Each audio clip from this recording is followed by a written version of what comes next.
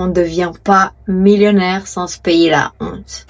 J'ai compris un truc depuis que j'ai mon business et depuis que je le scale et depuis que j'ai cette vision d'être une millionnaire. J'ai compris que on ne devient pas millionnaire sans se payer la honte. C'est une autre manière de dire qu'il faut prendre des risques, mais vraiment, moi, elle me parle cette phrase, on ne devient pas millionnaire sans se payer la honte.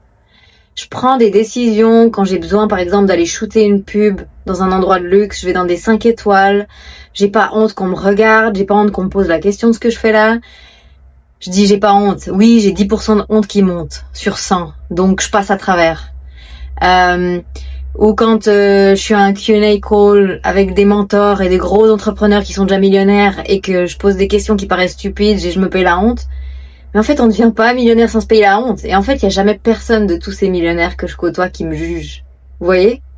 Parce qu'ils savent, parce qu'ils se sont payés la honte. Donc se payer la honte est associé à prendre des risques. On ne devient pas millionnaire sans se payer la honte. Et vous pouvez appliquer ça à tous les trucs de votre vie.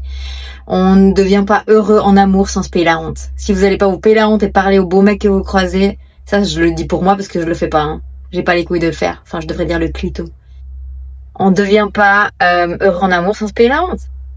On ne devient pas une merveilleuse mère avec ses enfants sans se payer la honte. En public avec ses gosses, en les éduquant, en appliquant nos valeurs, etc. Vous voyez ce que je veux dire? Je vous kiffe!